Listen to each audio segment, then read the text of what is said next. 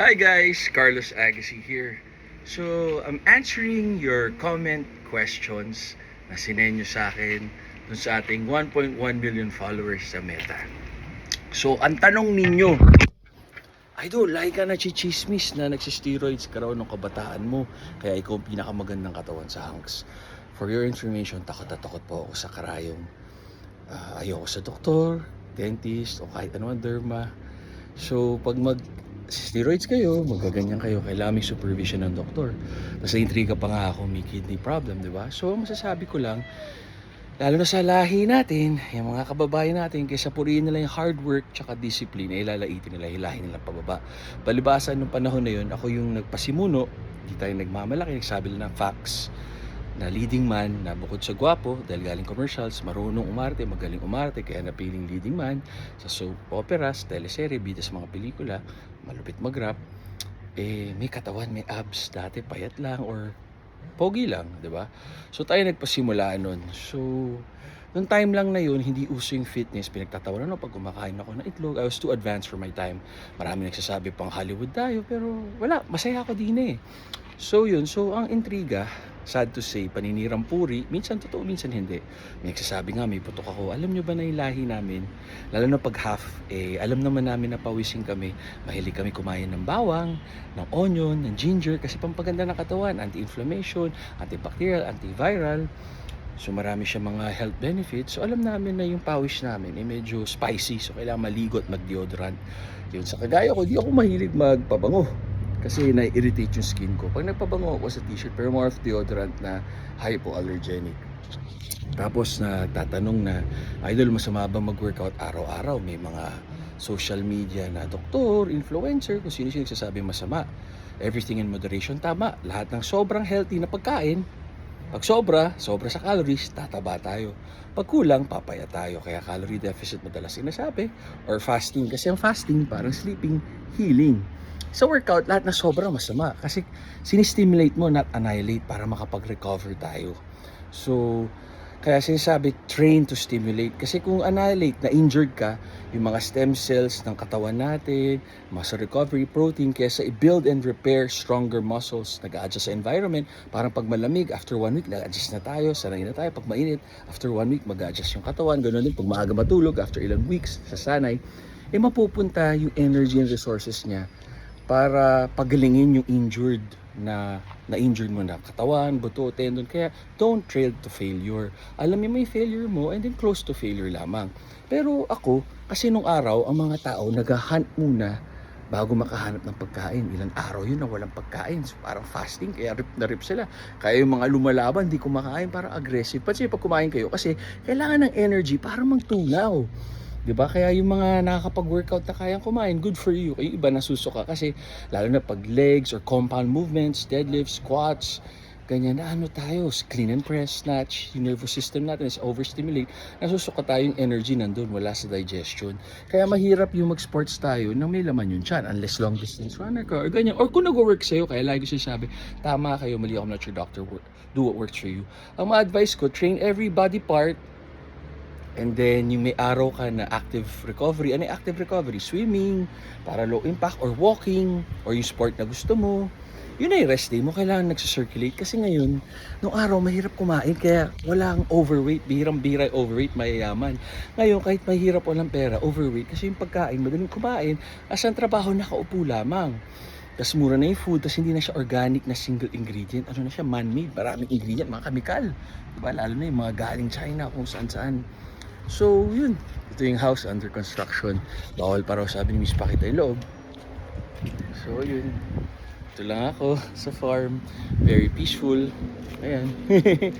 So, kung ako sa inyo, workout every day. Tapos kung ano yung gusto nyo, jogging, running, lahat yan nagbo-burn. Pero tandaan nyo, ang workout, ang una mong binoburn, kung hindi ka fasted, glycogen stores, which is carbs, tapos tsaka sa liver, and then afternoon, autophagy na, para ka naka-fasting, ganun yung working out. And then kung fasted ka, tapos gumising ka, walang laman tiyan mo, nag-workout ka lang, or coffee, 0 calories, twice yung autophagy, twice yung ketosis, yung nagbo-burn ka na fat. Tapos the more muscles you have, the more na mawawala yung loose skin, mapabalitan ng muscle, walang stretch marks. So, ano yung secret ko bakit forever fit ako? Simula nung 13 ako, may abs ako. Tapos, lumaki lang, nag-mature lang yung muscle dahil muscle maturity, dahil consistent tayo sa training, recovery, at nutrition natin. Ganun talaga pag natanda. Alam naman, paurong, di ba? Pataas, nag-excel tayo. Parang dati may knowledge tayo, ngayon may wisdom na. Hindi porket ganito, gagawin mo. Kailangan apply mo kung nag-work para sa'yo. Bakit tayo nagtrabaho? Para kumita. Kung talo tayo sa pamasahe, araw-araw na kain natin, ba't mali ka ng piniling trabaho? Charity yun. So everything in moderation, pero do what works for you. Ako nag-work saan, everyday may workout ako. Whole body, and then nag-walking ako. Hindi na ako makarun. Pag nag-run ako, nag-run skip rope, yung inoperahan na ACL, MCL, meniscus injury at surgery, sinahod sa basketball, hindi sa working out. Tapos wear and tear, kaka-triathlon ko, mga long distance running ko, hindi pa uso yung mga 80 kilometers, 100 kilometers ang tawag sa mga tumatakbo ngayon. Ultramarathon, ginagawa ko na yan. Wala lang social media kaya hindi nyo alam. Isa ako sa mga pinaka-fit talaga dati. Hindi ko nga alam na pag nag-workout ka or galing ka marathon or sumobra ka sa fasting, pa blood check ka, tataas yung mga liver enzymes, creatinine, kasi kaka-workout mo lang. Dapat pag nagpakuha ka ng dugo, at least 2 days walang hard workout, kundi pangit yung blood work mo. So ganun. Iba na talaga ngayon. Kaya lagi ko sinasabi, do what works for you. Kasi minsan, incline chest, kasi yun ang kulang dito sa akin din eh. Yung iba naman gifted, so dip sila. Diba? Yung iba lat pull down, yung iba rows. Kasi depende yan sa genetics natin. May pinanganak na matangkad, may pinanganak na maliit. Kung parehong masipag at magaling sa basketball, syempre mas may advantage yung matangkad. Pero sa genetics, iba pantay yung genetics. Ako hindi. Hindi maganda genetics. Masipag lang ako kahit nung sabi half ako o ano. Tsaka consistent ako. Everyday simula 13 years old, nag-workout ako. Kahit saan mapunta. Kaya yung iba, sabi addict sa workout o sinisiraan ako. Hindi, para sa akin, hindi yun baliw. Hindi nila ako sinisiraan. Hindi lang nila kaya yung ginagawa ko. Na ngayon ginagawa na nila. Lahat na leading man, may abs, lahat na gwapo, kamukha ko. Diba? So, hindi tayo nagyayabang, sasabi lang tayo na facts. Tapos, idol, dapat di ka nakakap o nakadisguise para mapicturean ka namin. Pag nakita ka namin sa Tagaytay, sa Baguio, sa beach, hindi po kami nagwo-work nun. Kayo ba, doktor kayo, karpintero, tricycle driver? Ano nyo? Pahinga nyo with misis? Nagtatrabaho kayo? Di ba? Hindi ganun. So, ganun din ako. Pag trabaho, oo, bayad yun eh, di ba? Pero pag maganda naman yung pagkakasabi nyo, pumayag si misis, pumayag ko, papapicture naman, walang problema. Ganun lang yun. Lalo na kung lalaki. Kasi pag babae, ayoko magka-problema sa misis ko. Usually, capture my date. May asawa na ako, guys. Anyway, respect. So, do what works for you. Ang cortisol, stress hormone yan. Hindi tayo tataba pag kulang sa tulog, kahit anong ganda ng diet mo, workout mo, hindi ka maglo-lose ng fat. Malaking factor yung tulog, sad to say. Tsaka nutrition. Ang workout naman, more of sa muscles. Pero hindi mo makita yung muscles kung mataas yung body fat mo. Tapos kung the more pawising ka, the more mabilis yung metabolism mo, di swerte mo, mag-workout ka lang, kakain kang protein, lalaki. Ngayon kung medyo mabagal metabolism mo, hindi ka blessed na pawisin ka, ganyan. So, kailangan mo mag-diet, kailangan mo mag-cardio, mas matagal. Kaya mas madali yung mag-gain ng weight. Tapos yung mga nagsasabi na, ang gastos para pumayat, yung galing sa matataba, ang dali kaya? Konti lang kain. Isang itlog, every 2 hours, every 4 hours, o 4 na itlog. Healthy fats na yun. Healthy protein. Nature's multivitamin yun. Poor man's multivitamin. Diba? So, ganun lang. Kailangan part siya ng lifestyle, consistent tayo sa ginagawa natin. Pag iniintriga kayo, or marami naninira sa inyo, ibig sabihin, nakakaangat ka sa kanila, inggit sila sa'yo, number 1 fan mo sila, hindi ka lang nila mapuri. Yun lang, ito pawisin ako, so kakatas ko lang maligo. Deodorant ako, wala namang amoy, pero depende, baka maligo ko or baka punas lang, palit ng damit, kaya laba ako ng laba. So, ganun lang talaga. Tapos mahilig kami ni Mrs. na kami yung gumagawa ng mga bagay-bagay. Hindi kami nag-hire ng driver, katulong, or staff. Kami lahat.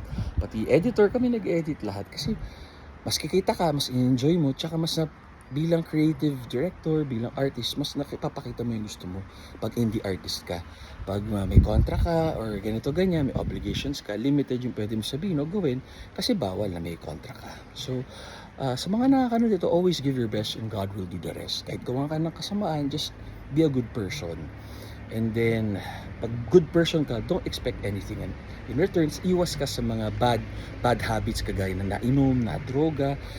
Pagalingan mo trabaho mo, pagbutihin mo sarili mo. Don't compare yourself to others. I hope this helps and answers your question. Ngayon ko tatanungin, working out every day is good. Natural ako, di tayo nagsisteroids. Tapos wala akong putok. Tapos pinipiling natin ang trabaho natin. Tapos yung mga business ko is none of your business. Kasi hindi naman kailangan eh. Ito na lang social media. God bless.